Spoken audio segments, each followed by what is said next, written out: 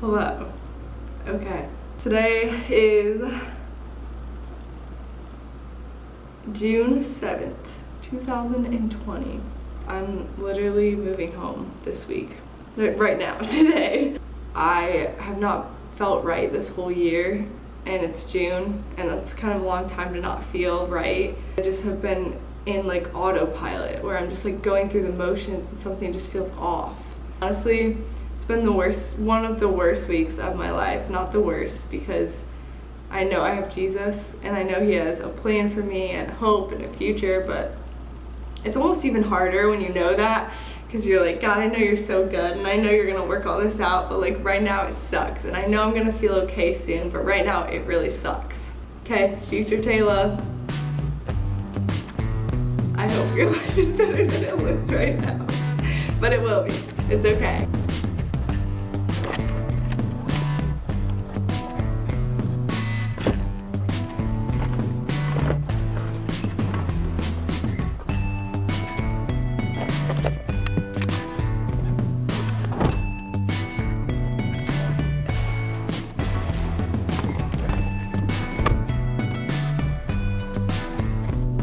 Okay guys, this is my official moving vlog because my car is packed up and I'm moving today. So that is a change and that is something new. I'm actually really excited, but I kind of want to just like talk about this. I want this whole like vlog, it's a moving vlog, but I also want to talk about seeing the goodness of God in the messes. And if you told me at the beginning of the summer that I'll be making a video about the goodness of God, I would have said like probably not, because this summer was honestly like, I'll start with like, well, let's start with 3 months ago, because 3 months ago I literally was sitting on my apartment floor after I moved everything out of my apartment the week before, and it was just like the worst, one of the worst weeks of my life. I like have a video clip of it because I was like, I kind of want to remember this, because I like knew in my heart, I've been like a Christian for 2 years now, I've been like following Jesus, and I knew in my heart like God has gotten me through rough points before, but when I was sitting in that moment, like my perspective, I didn't know what word I was gonna use. My perspective was so skewed. I think pain is one of the weirdest things, because it's one of the few feelings that can totally just shift your perspective, and all you see is like what's right here and like what went wrong and like all of the badness, and then it like, you don't see, like you see what you see like right in front of you, and then God sees like everything. But it's like when people from the outside try to like speak into your life and be like, no, like it's gonna get better, you like can't see it. And I kind of just like want to say that so like you understand, like I am following Jesus. Like I knew, like I've seen him get me through hard times before, but it was just like in this moment it was just like the pain and like everything that happened in my life was just like so overwhelming that I just like, I couldn't see like what was to come. I could only see what was right in front of me, and it was just like a really, really hard year already, and I was just already going through like a lot of discontentment and just like having these expectations of like how I was gonna graduate college, and like my life was still gonna be like so fun, and like I was still gonna be like so excited about pursuing Jesus, and like all, like I was still gonna want to lead small groups and do all these things, and like I loved my life and it was just so good, and God had done so much and like changed me so much as a person, and I was just like cruising through life for 2 years, and like I'd gone through hard things, but I always knew like Jesus is gonna get me through. Like he's got me through so many things, he's changed my life. But then like when this year hit, I just felt this weird like discontentment, almost like a numbness, just like I was stagnant like in my faith and my life. Like it was just like I was kind of like, felt like I was on the outside of my life looking in, and I could feel like it, and I felt like it wasn't my life, if that makes sense. Like I felt like I was living someone else's life, and I was just like what is going on? Like this is weird. It was just like really, really bad, and I started to get super anxious, and like I felt like there was always like this weight on my chest. I just like wasn't feeling fulfilled in my job. Like just things were just like kind of slowly falling apart, in my life. I say slowly, but actually quickly. I was at a point where I was like, why am I staying here? Like, why am I just like, I felt like I was fighting God, and I was just like trying to do my thing, like trying to try so hard to stay, and like my housing situation had fallen through, and I was like trying so hard to find new housing, and then like my job situation, like I could tell it wasn't the job I was called to, and I just like didn't know what to do, and this was when COVID was happening, and then just like other things in my personal life were just like falling apart, and I was like fighting so hard to like hold on to them. When my sister-in-law was like, you should move home, like that was like, the Holy Spirit was just like, you need to do like you. And so the next day I talked to my boss, I quit my job, I like changed my moving situation because I was going to be moving that weekend into a house, and I quit, and then I moved home that weekend, and it was just like the hardest thing because it was literally in the middle of a pandemic, and it had taken me like 3 months I think to find a job. No, longer, like 4 months actually probably, to find that job. It took me so much work to find my housing situation, and it was just like I was striving so much and like doing all these things, and so when it was time to like give it up and God asked me to like give these things up, it was like the scariest thing ever. But when I did, like I just felt like God lifted this weight off my chest and I could breathe, and like it was still a really, really rough summer, and I still had to like work through so many things. It was just like intense pain, and I literally found myself at a point where when I first got home, I was just like, I again felt like I was like outside myself, and I could see myself like making this decision, and I felt like I was making a decision to either like keep following Jesus, even though like I couldn't see like his goodness in my life. I couldn't see his hand on my life in that moment, and like in the moments that followed that, like it was so hard this summer to like see the hand of God on my life when it was just like not good. Like my life wasn't good, and so like to believe in the goodness of God, it was like one of those moments where you know that God is good and you know he's taken you through so many things, but it's like, okay, but now like you have to believe this on a whole new level, because like you have to believe what you can't see. But as you will see later in this video, everything worked out, but I'm gonna leave it at that for now because I have to get back on the road. I got my coffee and I am ready to go. So now I'm about to drive for a few more hours, and then I'm gonna be in Columbus and hanging out with my roommate and unpacking, and I'm so excited. But I just really wanted to like preface this moving vlog with like what happened in the beginning of summer, and I'm gonna keep going and keep telling the story throughout this vlog, so stay tuned. Hey guys. Sorry, no copyright. No copyright in this video. Hey guys. So Taylor and Kara here. Hi. And so with that, we also brought on. Okay guys, so like, comment, subscribe. Not yet. She's a fast learner. I like where your head's at, but not yet. We're taking this content so seriously, we brought on a full-time content creator. Right. Not just to help us cut the videos, but to help us cut the podcast, to help us with the blog post. Get him in the cookie. Right, good too.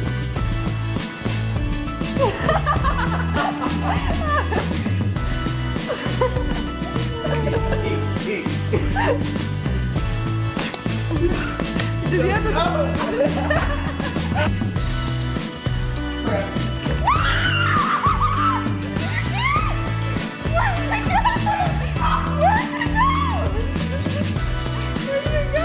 We're like ready for bed or whatever, and I did bring me a sweatshirt because I'm just wearing a t-shirt and nothing under, and she brought me a crop sweatshirt.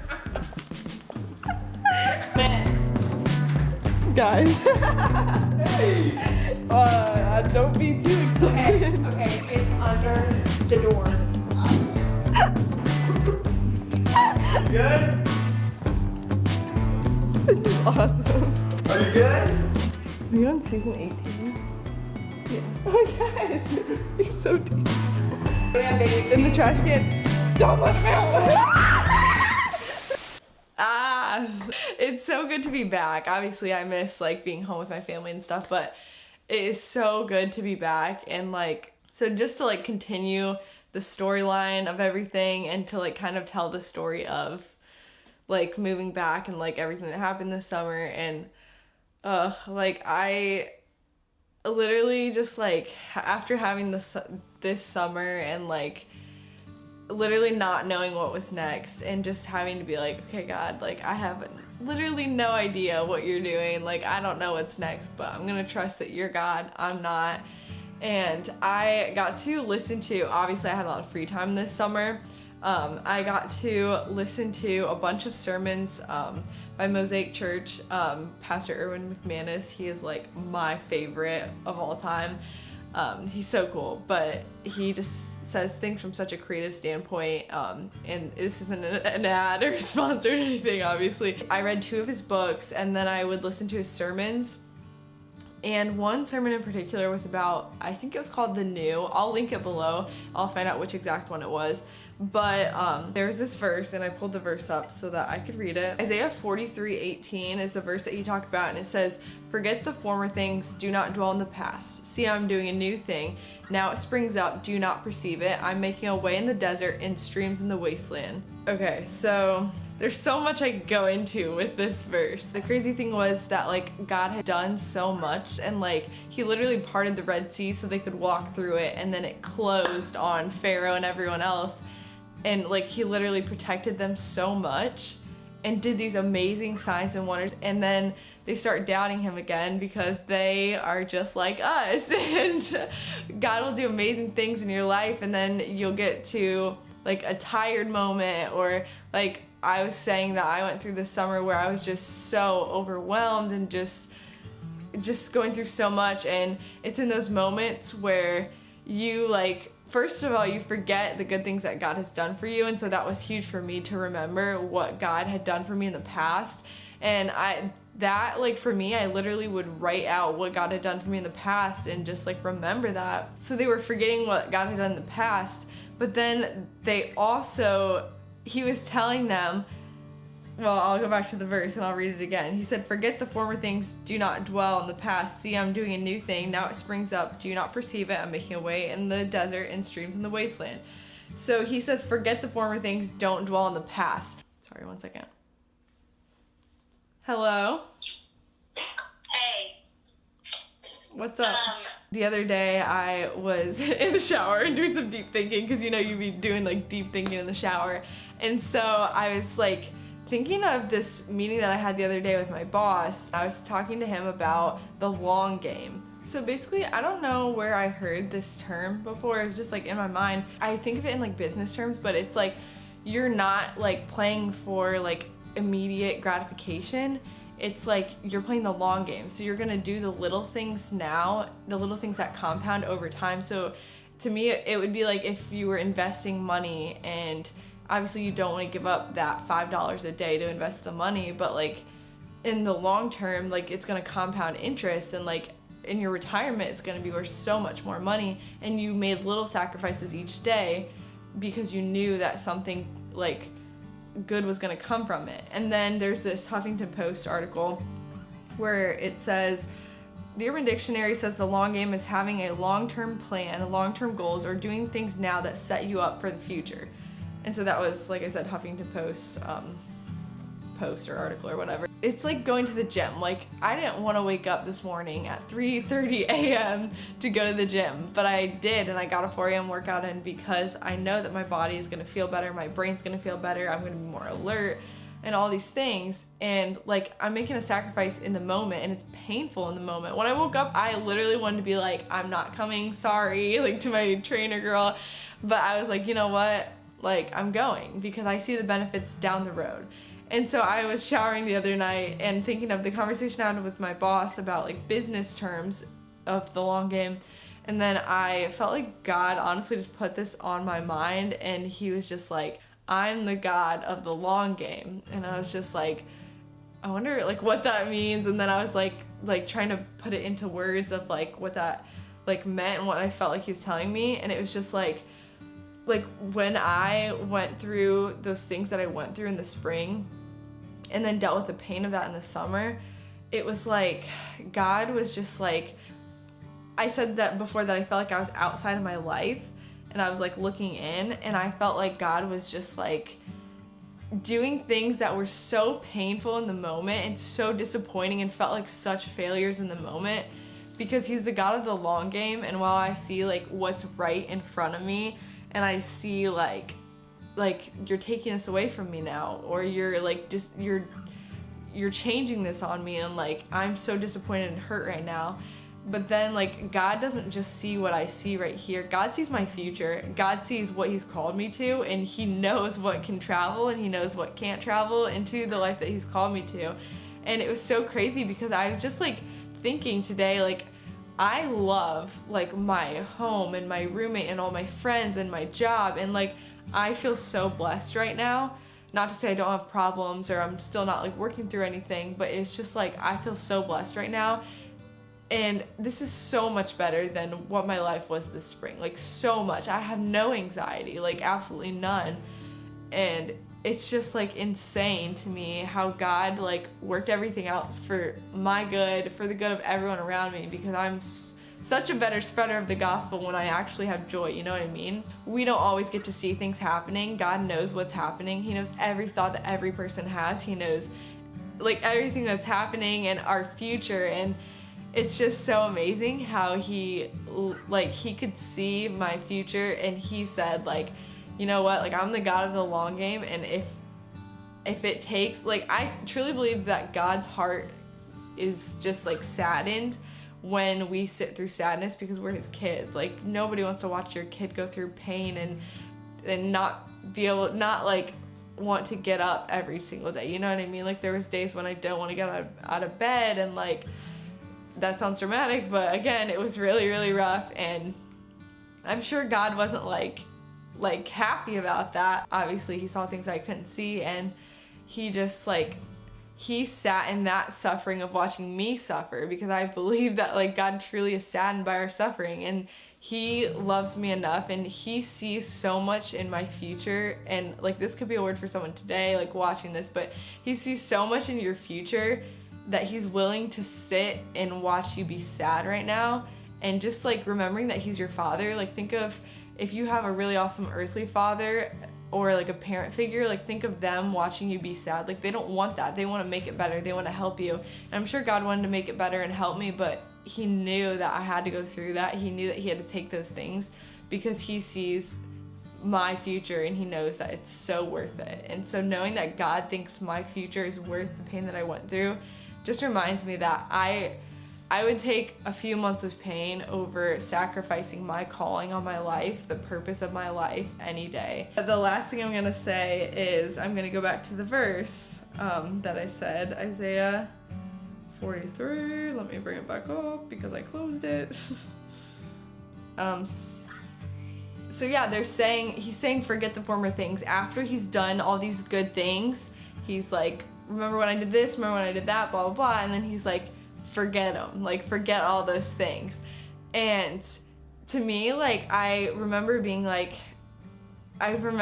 thinking of the things that God had taken from me and being like, God, why? But also things from before, like, this is like kind of hard to explain, I guess, but basically God was like, I've done so many good things in your life, and like God has done so many good things in my life, and he's telling them right now, I've done so many good things in your life, forget those things because what's lying ahead is even better. Like God does not call you from something to take you to something worse. Like if he's calling you to something, it's always higher, always better. Like he's never asking you to leave something behind for something worse. Like that's not God. And like the more you go deep in your faith, the better the things get. Even though you shouldn't be moving forward in your faith just to get things. The deeper you go in your faith and the more you go through, the more of God's goodness that you get to see in your life. And like his hand is just on everything, and I just believe that like he's preparing us when he takes us through these things to live out the calling that he has on our life. And we get to see so many amazing things when we're obedient and go through these trials and things. And so yeah, he's telling them, see, I am doing a new thing, now it springs up, do you not perceive it? I'm making a way in the desert and streams in the wasteland. And I like when he says, now it springs up, do you not perceive it? He's like, I feel like God is kind of sarcastic sometimes, and he's like, do you not see it? Like, did you not see those good things I did? And now I'm saying forget them. Why would I say forget them? if I was taking you to something worse. Like, I wouldn't want you to forget that if it was only going to go downhill. Like, I want you to forget it because I want you to stop focusing on the past, because what I have coming for you is so much better. And I just, like, it's just such a promise of God, like, that he loves us so much and he has good plans for us. I know I can add so much more to this, but like, all I have to really say is, like, God is so good. And if you're walking through a trial today, I think I wrote something down that I really wanted to say. The last thing I wanted to leave this with is when I was in my apartment, like when I moved out, and it was like that really sad video that I probably already posted in here. I remember saying, like, the no's in my life have been the most beautiful things in my life. And I was on a walk one day this summer, and I remember God reminding me of this video that I made in Atlanta, and I had a vlog of it. And it was one of my friends at dinner. We went to Atlanta for this conference, and one of my friends at dinner asked, would you rather see a day in your future or change something in your past? And I remember my answer, and I'll, like, put it right here. All right, Taylor, so explain your answer to the would you rather question. Why would you rather see your future and go back and see your past? I would rather see my future because I like my life how it is right now, and so if I went back in the past, then I would change something, and then it would change my life right now, and that would not be good because I like my life right now. It's a word. Do you like your past though? Like everything about it? No, I don't like it. Would you rather change your past or see a day in your future? Definitely want to see it. Oh. So basically, my answer was that I really love my life, and I didn't want to change anything because that would change my life. And God reminded me of that, and then I went and watched that video, and I just, like, it kind of made me really emotional. I just, like, didn't feel like that person anymore who was so happy with her life. But then, like, that reminded me of, like, that reminded me of how much joy the Lord wants us to have, first of all, but also that, like, everything in my life that was bad hurt so much in the moment, but looking back, it's like the most beautiful thing God has done in my life was to say no to things and to call me to higher. He always will take something away and then call you to higher, and sometimes he'll take it away without showing you what's next. If you're watching this and you're like, yeah, but what I'm going through is worse than what you went through, it's like, it's so hard. First of all, I didn't say everything that I went through. I remember a point this summer when, well, first of all, I couldn't not listen to, like, worship music and read my Bible. Like, I had to always be, like, connected to God somehow, or I would just break down. Like, I literally had to be connected to God, or, like, I had to have a comfort, and I was not about to jump to a person or jump to, like, an addiction or something. I remember being like, I'm clinging to the Lord. I'm not jumping to anything else, and I'm not gonna, like, because I needed to cling to something, and that's why most people cling to addiction or to a new relationship or things like that. And I said no, like, I am clinging to the Lord.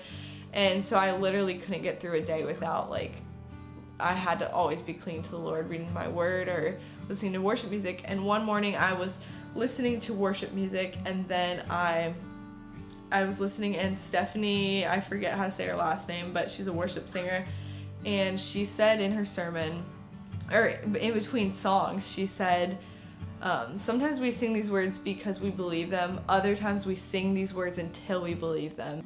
Sometimes we sing it because we're sure, and sometimes we sing it until we know. But nonetheless, we sing it anyways. We sing of the nature of our God. I was just, like, wrecked because I did not, like, fully see the goodness of God this summer. Like, with my eyes, I couldn't perceive it. I couldn't see it. I couldn't see how I couldn't understand how he was letting me go through what I was going through. And so I, like, struggled a lot with seeing the goodness of God.